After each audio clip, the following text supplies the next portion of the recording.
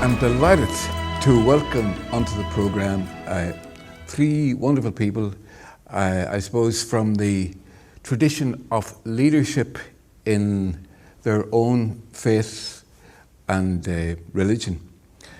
And I'd like to turn to the man here beside me, Dr. John Dunlop, moderator, former moderator of the Presbyterian Church in all of Ireland. John, you're very, very welcome. Thank you very much. Lovely to see you.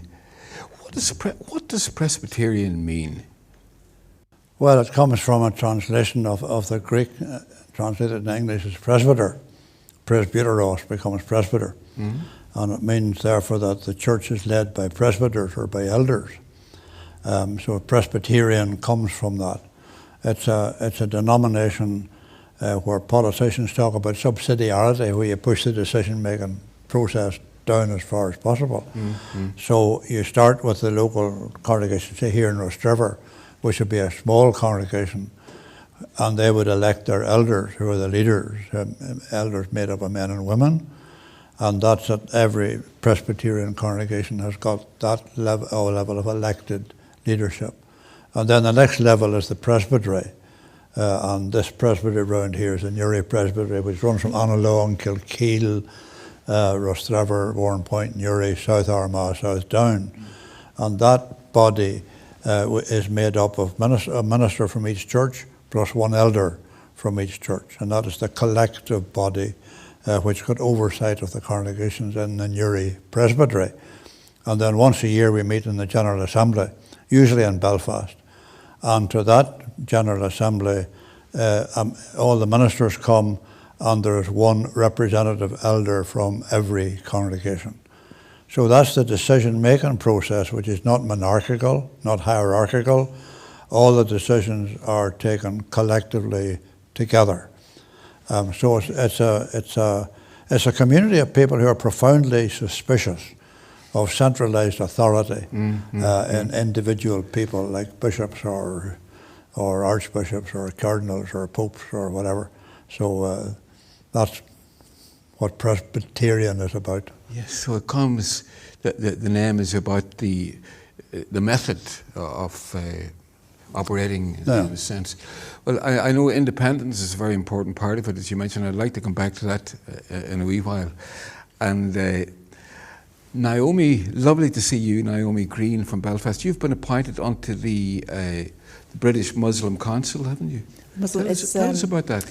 So the Muslim Council of Britain is the largest Islamic organisation in the UK, and they have about 500 affiliate organisations. So a bit like the Presbyterians, that there's no hierarchy in the Islamic faith. And the nature of the Islamic community in the UK and Ireland is that it's very fragmented, in the sense that there are people from different sects, different cultural backgrounds, different denominations within Islam. And within sort of Belfast Islamic Centre, there's 48 different nationalities, and within that you'll find great divergence in belief and practice.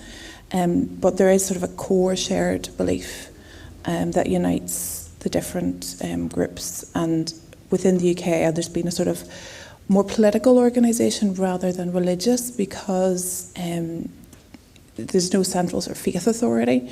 So in that sense, the Muslim Council of Britain was organised in the 1990s really to try and unite sort of the disparate groups of Muslims and try and advocate for various issues against sort of anti-Muslim hate, for just issues that would be of interest to the community.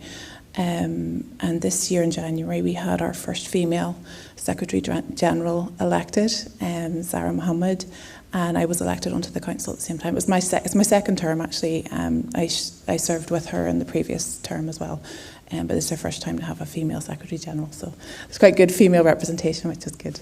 Well done, well done, Naomi. It's great to have you here, and I'm looking forward to talking a little bit more about Islam with you.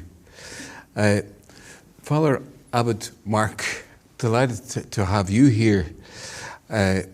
You were brought up in Belfast, you lived quite a while in France, then you come back and you founded the first purpose-built monastery in Ireland for 800 years.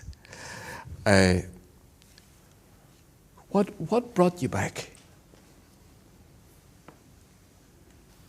I would say a call, and it was a call that I didn't hear on my own, but a call that we heard as a community. There is the present foundation, but already in the 1980s, our then Abbot was very much touched by the Irish question, and it came about in a strange way. It was during a visit to Canterbury. Pope John Paul II was there, Donald Coggan was Archbishop of Canterbury. The Abbot of Bec had been invited by the Archbishop of Canterbury, not by the Catholic hierarchy. And it suddenly dawned on him that the Abbey of Bec in France was involved in a very comfortable ecumenism with Anglicanism.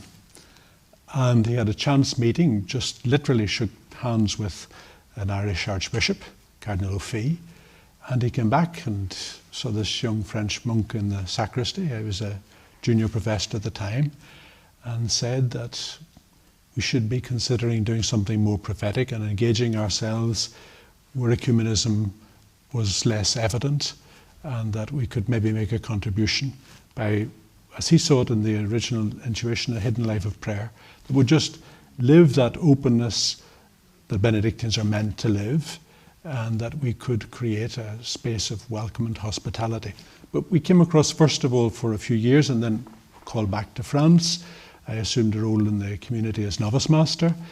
And then, again, this was a call heard at the level of the Universal Church.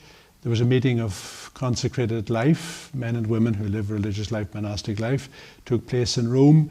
And at the end of an important document that came out of that Vita Consecrata, it was asked that monks and nuns who live a contemplative monastic life would consider the possibility of making new foundations in countries where there was conflict, and that religious difference was part of that conflict, because it was felt that by our life, which seeks to be in some way a parable of reconciliation, where we have a community of diverse men or women who live together and who have to reconcile their differences every day, it was felt that a living parable like that could be something that would speak to others, and given that hospitality is fundamental for us, we could offer a place of welcome. And so we set out on what was really a journey of faith. We hadn't a clue literally where we were going. We arrived in Rostrevor. You may remember those early days. We were accommodated in the Missionary Sisters of Our Lady of Apostles, their convent. And then we were given the gift of land in this area after some years, and we were able to build our purpose-built monastery. Not the first in Ireland in 800 years, but the first Benedictine foundation in Northern Ireland, in the north of Ireland, since the Reformation. In fact, Benedictines were never that strong in Ireland, and before us it was 1183 at Down Cathedral. And the monks who came there in 1183 came from Chester, and Chester had been founded by Bec. So there was a kind of an historical connection already between Bec and Northern Ireland. Well, certainly you've made a big impression in the area, and people, lots and lots of people go to the monastery. John, you mentioned the Presbyterianism and the sense of individualism within Presbyterianism. Would you say that individualism is advantageous or not in creating a bond amongst Protestantism? Well, it creates a certain kind of a bond inside Presbyterianism. But that bond, I think that one of the characteristics of that Reformed tradition and that technical sense of that Presbyterian tradition, it has got a terrible tendency to fracture. So that you can get an overemphasis on individualism. The rights of private conscience, for example, are very important in Presbyterianism. But then you have a problem about what happens if I disagree with you and your conscience is telling you one thing and my conscience is telling me something else. Now you try to resolve that through trying to understand what the scriptures have to tell you, and you'd be aware of the traditions of theology which lie behind that. So if you take the Presbyterianism, say in Ireland, well, there's the Presbyterian Church in Ireland, which I belong to, which is the biggest Presbyterian denomination, but then there's Reformed Presbyterians.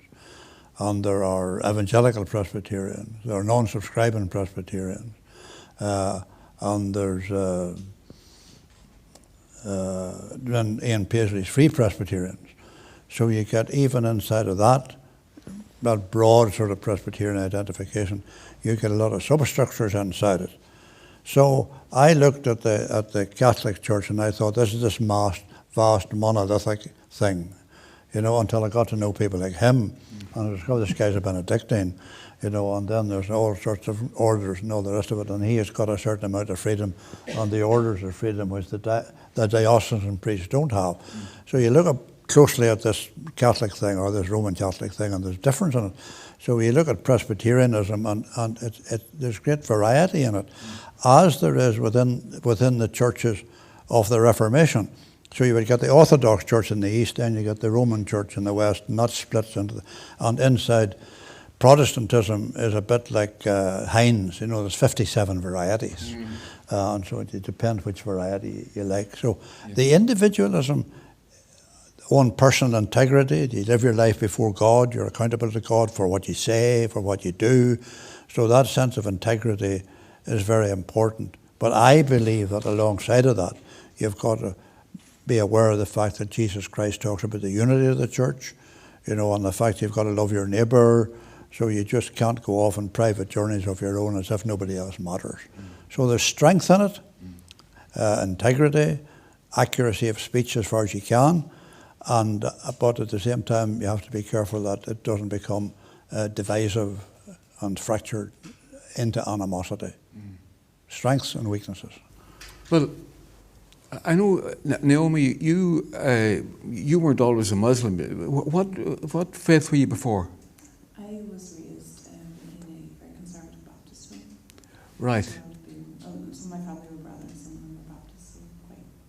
And do you see many alignments between Christianity and... I do. I think a lot of people would find that really hard to accept. But for me, I found very much there is that sense of independence, and it's very much your faith between you and God. But there's collective worship, of course, but in terms of the actual faith, it is very much, we have a creator, and your journey with him and your relationship with him is central to your life. We believe in all the prophets that went before, so we believe that Jesus was sent by God. The divergence would be that we don't believe that he was the Son of God. We don't believe that there's any, God had any spiritual or manifestations on earth or anything like that. But in the sense that we would recognise that Christianity, Judaism, and other monotheistic faiths are from the same root. They follow the same God. Moses, Abraham, Adam, we all come from Adam. In that sense, we are all equal before God, men and women, regardless of your race or your background. There's that one source for us all and one source of faith. And over time, people have followed different paths, but ultimately, it's about following the one, the Creator. And Allah is literally means the God, the one. And it would echo. So Allah is just an Arabic name. It's an Arabic for God. name, but if you read the New Testament, and whenever Jesus was on the cross and he said in Aramaic, Eli, Eli, lama sabachthani, if you say that to an Arab speaker, they'll understand that phrase, because Aramaic and people still speak Aramaic in the Levant, and my husband is Palestinian, and I met him many years after I converted. And if you speak Aramaic, someone who speaks Aramaic to him, he will understand it, because the Palestinian Arabic is so influenced by Aramaic, because it's essentially the one language that has diverged slightly. So Eli, Allah is the same, the God. And that's who, Well, I'm just thinking the Abrahamic religions like Christianity, Muslim, Jewish religion. We had hoped to have someone from the Jewish community today, but we didn't make that this time, but there will be another time. But in fact, I remember one event we had one time between the Abrahamic religions, and I got a phone call from this Hindu friend of mine, a bit of a troublemaker. And he says, use Abrahamic crowd or some close-knit crowd anyway, and which was a slight exaggeration because, of course, there's so many differences within Christianity and within Islam as well. But Abbot Mark, people come to your place, many Catholics, but people from all religions come there. How does that work? We see ourselves as a house of prayer for all God's people, which what every church should be, you know. We often see it on church notice boards, all welcome. Sometimes it just ends at the notice board, because when you try to go across the porch, you soon get the message, well, you don't actually fit here in the way that you should. And I take a simple example, church notice boards. We came to Rostrevor, we hadn't a clue where we were, basically. Well, I knew where Rostrevor was because I remembered visiting this building we were recording when Cecil Kerr moved into it the week before. I was a teenager at the time. But I knew Rostrevor and that was about it. But we were able to read, and so we knew the name of the Church of Ireland minister, the Presbyterian minister, the Methodist minister, because it's written on all the church notice boards. And at our Eucharist, we prayed for those who ministered to the people of God in this area, and we named them. But the impact that that can have on a congregation, I remember a psychiatrist who was there, and he said, asked to see me afterwards, do you realise the impact that has on a Catholic congregation, that you name all those who are ministering in this area? Now, he was positively impressed by that, but he said, you've no idea the impact that that can have. Well, we discovered the impact after a short time when the local Church of Ireland minister happened to be in the convent chapel as we were celebrating Eucharist, and we thought he was a visiting SMA father from Drummadine, and he introduced and said, I heard in Warren Point that you pray for me by name during your services, and I'm here. When we started to build the monastery, we produced a little flyer, which was co-signed by the Presbyterian, Church of Ireland, Methodist and Catholic pastors of Rostrevor. And from the very beginning, there was a sense that this was a house of prayer for all God's people. So when we had to justify it to the planning office, and we didn't have a great difficulty doing that, because you'd also people from the arts like Tommy Sands and others who also gave supporting letters to say, this is something for the whole of the area and for all the people here. The monastery doesn't belong to us, we live there. It's a house of prayer for all God's people. It is his house in which all should find their home. And in practical terms, that means for us as a community, more than half of those who come to the monastery and retreat come from the Reformed Church's traditions. Church of Ireland, Presbyterian, Methodist, a lot of young people from the non-denominational churches. The vast majority of young people who come to us, I'm talking about those below 35, the vast majority of those would come from the Reformed churches. And you know, it often happens in the refectory, we're sitting with people who are with us for a meal, and the only Catholics in the room are the monks. And it's not that we're asking people to take off and, you know, name their denomination. Come in, we don't know who they are.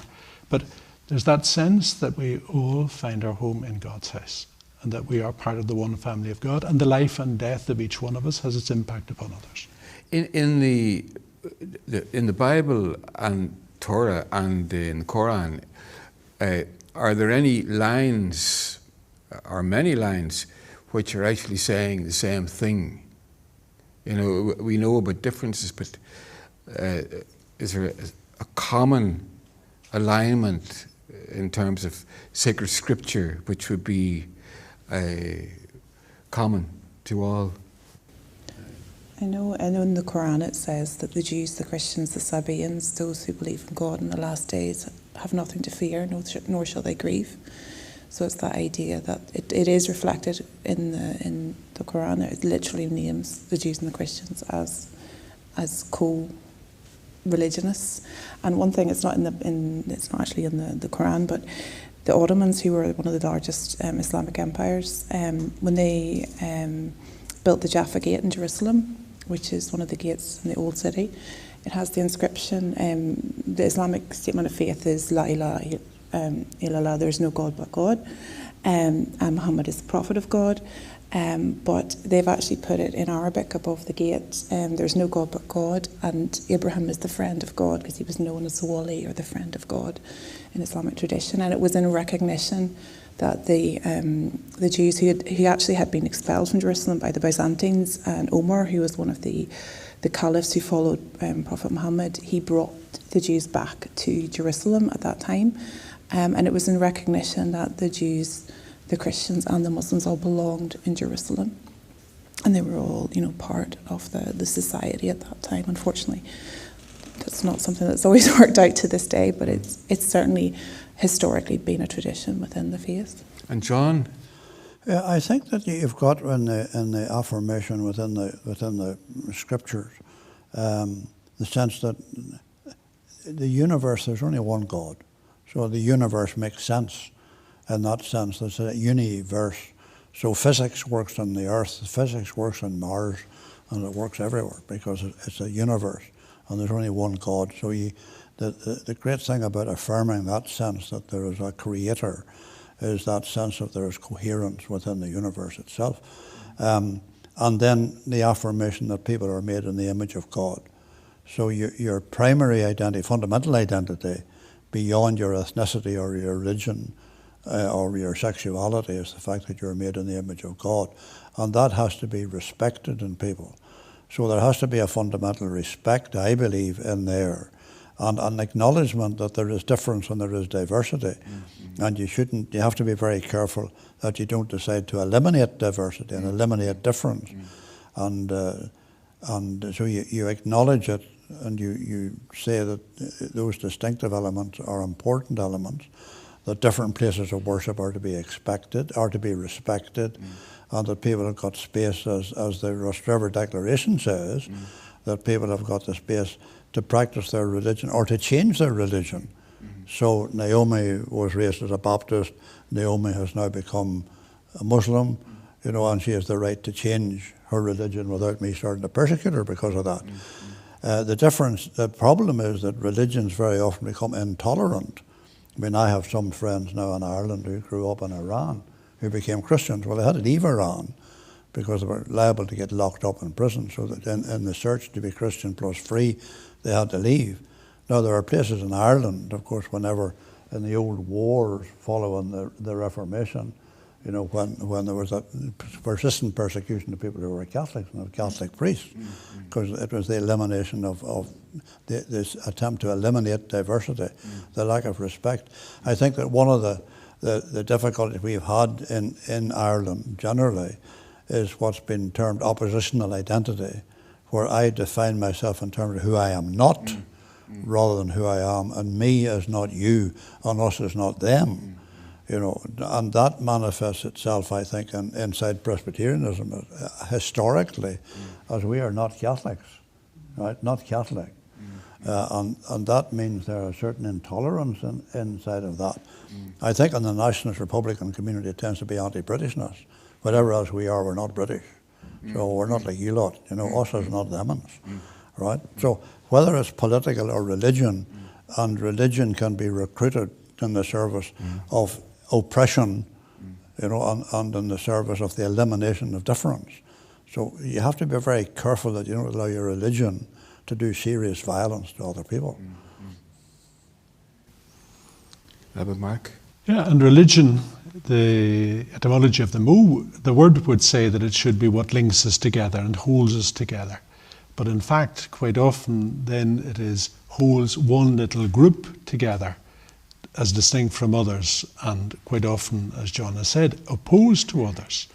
And that's where I think a word that I find myself using a lot, and is perhaps a word that we find more in Catholic and Orthodox theology, would be the word communion. And there's that sense of us, we talked about Presbyterianism and the great merits of Presbyterianism that I recognise. I was kind of blessed to grow up with good Presbyterian neighbours and would serve Mass in a local convent every morning, but also had enough wit to go and get a good sermon once a week in a Presbyterian church. So I know Presbyterianism and I can see the merits of their form of government. But we talk maybe more in terms of synodality, and that word is very important because that's about walking together and listening to each other, being engaged in conversation. And there's a very beautiful gospel story, which some of us may remember, on the first Easter evening. 2 disciples are walking along the road together, discussing things, probably arguing things out as well. And the third comes and walks in their midst, Christ. And he opens for them the message of the Scriptures. And that's we're listening to John earlier, and I know John will agree with us, I think. It's very important that we listen to the Scriptures. We were talking and used the word individualism a lot when you were talking with John. But it's very important that we just don't listen as individuals, but as persons who are in dialogue with other persons. And together we're all trying to listen to another voice than just our own, because we spend so much of our time talking to ourselves, convincing ourselves of the validity of our own arguments, rather than actually being open to hear a word that comes from outside. And the word that is fundamental in the Judeo-Christian tradition is listen. That really is the word that precedes the great commandment. Before it's love the Lord your God, listen, there is one God, and you love the Lord your God. Nearly all the letters in the New Testament were written to churches. They weren't written to individuals. Mm-hmm. So it's the community of God's people in Ephesus or Corinth or Rome, practically all written to churches. The trouble is that we take the New Testament, we take all the plural words out of it, and we make them all first person singular. And then you don't listen. It's to be read to the church at Ephesus or the church at Corinth or the church wherever. So there's that sense that we have to be careful about me and God as an individual thing which excludes you. Now, the individual personal response to the gospel is a very important thing, that I am taken seriously in terms of my own integrity and my own response to the gospel. But I am not alone in that. And so I fear sometimes that religion can become, that Presbyterianism can become, or evangelicalism, let's say, which is a subgroup again, can become very focused on me and my, rather than us together following Christ and us together being the body of Christ. I think the whole idea of getting to know about each other, as you would as academics and people who are very much aware of these things, but very often ordinary people like ourselves don't know that. And actually, I'm going to sing you a song, because I wrote this song actually. I got an invitation down to the Orange Hall in Finnard. And there's 2 Orange Halls down near us at home, Mayo Bridge, Saville, where I come from originally. I immigrated to Riss River 41 years ago. And beautiful I used place. to play on the accordion band in I Finnard. heard that. And we used to go up to the crossroads and we could hear the sound of the band, the Finnard Orange Band coming across the fields. Finnard accordion band. Finnard accordion band, sorry. Finnard accordion band. And we didn't know whether to go too close or not to it. And then I heard that John played the accordion in that band. And if I had an accordion here, I would set it on his knee, but I don't. You wouldn't get much out of it. But anyway, John, I got an invitation to go down to the Orange Hall, the Finnard Orange Hall. And I was a little bit reluctant to go because I don't think I'd been in an Orange Hall before. It belongs to them.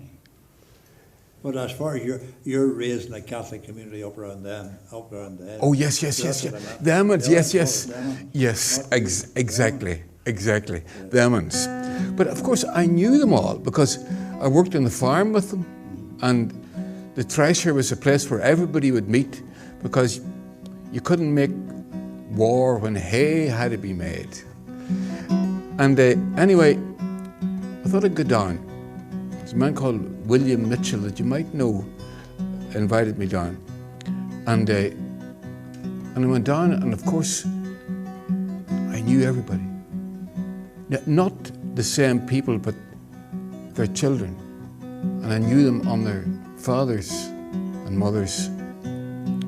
And I remember saying, and at the end, these 2 men come up to me and they said, you shouldn't be here. I says, why not? He says, you're coming into Finnard Orange Hall. I said, that's right. He says, Desert Orange Hall is your local. That's where you should be playing. And they had a bit of a smile on their face, and of course I recognised them on their fathers. But, I said right enough, I said at the beginning I was a bit nervous. And he says, you were nervous. How do you think we felt coming in from Desert Orange Hall into Finnard Orange Hall? And very often we think that, all that crowd are the same, and there's so many different views and so many different directions. But anyway, I wrote a song, and I wrote it as I was going back down the road that I knew very well, and all the fields that I knew very well.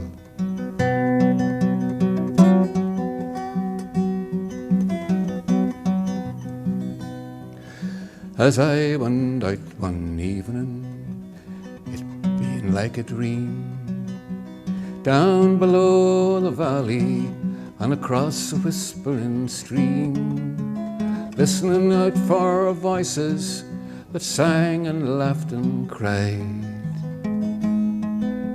friends I hadn't seen for a long time.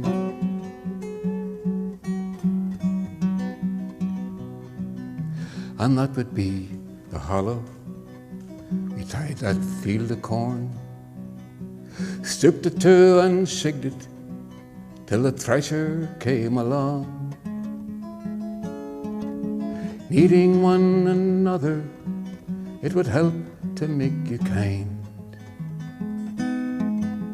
Friends I hadn't seen for a long time. Young Joe, he won't be coming, he lived there on the right, shot for being a policeman that cold December night. Nor indeed will Jimmy Green on the other side. Friends I haven't seen for a long time.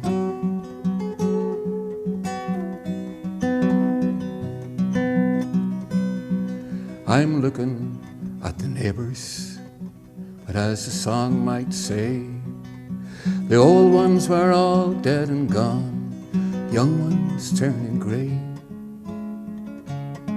But I knew them on their father or by their mother's smile.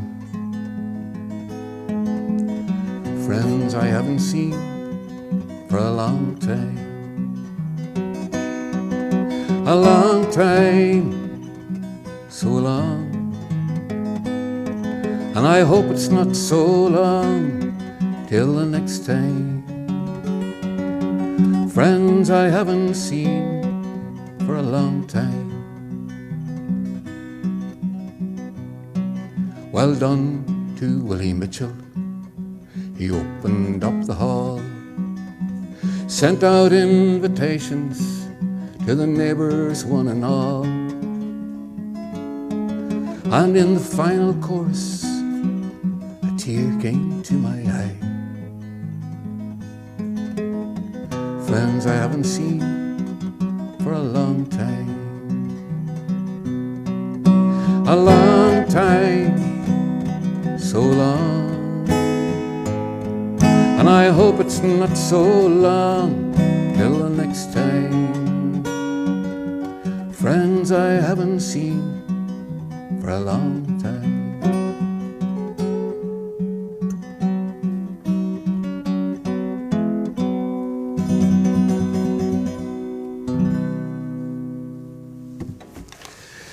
Friends I haven't seen for a long time. Thank you. Well, John, I would love you to give us a poem. But before you do, I have a bad bit of a back. I got hit by a full back one time when I was playing football. I think that must be what I blame it on. But anyway, it's a great game of football and I don't regret it one bit. But I was doing what they call Pilates, and I was lying down and doing all these movements. And I thought it was very like the Muslim way of praying. And I was just wondering, is there any significance about the way those gestures and movements and positions that you use in prayer? Does it go back a long time, or where does it come from? Well, yeah, if you look back certainly in the biblical tradition, there is stories about, some of the prophets throwing themselves on the ground before God. And so it's a very, very old tradition, this idea that you're submitting yourself to God. The name Islam itself means submission. It can also mean peace, but it really means submission to God. So what sort of in English has been translated as prayer, I think it's actually more in line with sort of the liturgy of perhaps the Catholic or the Anglican tradition, because you have two types of prayer. So we have what they call the dua, which is what a lot of Christians associate with prayer, which is that, God help me. You can pray anytime. You raise your hands. You don't have So to these raise your hands. movements mean something. But so that's your personal prayer. But the actual what's salah, the actual congregational prayer, you pray it alone or you pray it in congregation. There's set movements, and really across all the denominations, and you're talking about all the Presbyterians, there's possibly hundreds of variations of Islamic faith and theology. Pretty much this has remained the same. There's very, very little difference between all the different groups, which is why you find in diaspora, in communities like in Northern Ireland, you will find different people lining up, and they still know what to do because the prayer is in Arabic, which is the original language. And they have these movements. So you start by raising your hands, and then you start, and as you progress, you bow just at the waist, and then you go down on the floor. And there have been studies where they've wired people up to machines, and they've said it can introduce physiological changes. So it's been compared to meditation in terms of that, and you are saying sort of you're praising God, but you're doing it in a very ritualized way, and it's at very set times of day. You're doing it as a collective worship at any point in the world. There's somebody praying. A spiritual effect, obviously, but also a physical effect. It's physical. And I'm just thinking how, I watch the priest sometimes at Mass genuflecting several times. And even an old priest who shouldn't be able to do it so well, because I can hardly do it. Not that I'm not too old. It must keep you very fit, Father Mark. Well, if you come to a Benedictine liturgy, you will see that we bow with a profound inclination rather than genuflect, so it shows you that there are differences. Yes. But I think what's the important thing, and I think Naomi's touched on it, when we look, and that comes across in many scriptural passages, that we pray with our bodies, that we make a living sacrifice with the whole of our being. And we see the revelation of the name of God to Moses, who takes off the shoes before the burning bush. And we see many cases where the prophet lies prostrate, and the psalm, come in, let us bow and bend low, let us kneel before the God who made us. So you have all of that where we engage the whole of our being and the body, and we raise our hands in prayer. If we look at ancient Christian art, and even non-Christian art, we see the orant, the person who is praying with hands raised. So if you go to Mass, it's not as if you're sitting in the plane and waiting for your instructions to the right and to the left. All of that says something much more profound for us, and we engage the whole of our being. Just as for us, chant is so important, and chant is also about engaging our hearing as much as our voices. So it's the whole of our being that becomes brought into the act of worship of God. We are made in the image and likeness of God, and in some way we seek to reflect that image and likeness, and that takes into consideration our bodies. Now, the churches sometimes didn't get that completely right, and there was a rejection of the body and the rejection of corporality, but that's not the biblical tradition at all. So for us, it's very important that we engage the whole of our being. John, do you genuflect much? I don't think I genuflect at all. He's a Benedictine. Presbyterians, or many people, Protestants and many other people, will pray often at night when they before they go to bed. They kneel beside the bed. That, I think, is the only time I know of Presbyterians kneeling. In worship services, people go into church and they bow their heads and they may pray. And then during the service, when we pray, we sit and close our eyes and bow our heads in prayer. We stand for the hymns and the singing, so that's about the only physical movement there is. You see, we're not Anglicans and we're not Catholics, not that. So it's back to this whole opposition identity. Whatever they do, we don't do. And so there's not much bodily movement in Presbyterianism. It's all a bit austere in some ways. I mean, very little decoration in churches, simple buildings.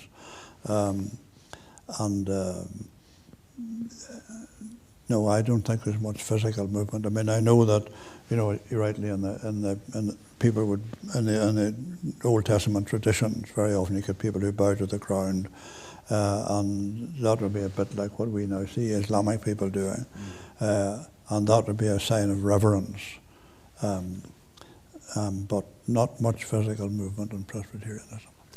John, before you go, would you give us a poem? Well, this is a poem written by a man who was a Presbyterian minister called W.R. Rogers. It's a bit stark, so it's not entirely commendable, but here it is. I am Ulster. My people are an abrupt people. We like the spiky consonants in speech and think the soft one sissy, who dig the K and T in orchestra, detect sin in sinfonia, get a kick out of tin cans, fricatives, fornications, staccato talk, anything that gives or takes a tack, like Mick, takes, Tinker gets, Vatican, an angular people, brusque and Protestant, for whom the word is still a fighting word. We bristle into reticence at the sound of the round gift of the galb in southern mouths. Tongue in cheek, but beautiful. Not entirely commendable, I have to say. No, but worth meditating upon. John, thank you very much. Naomi, Abbot Mark, thank you very much indeed. Thank you, Tom.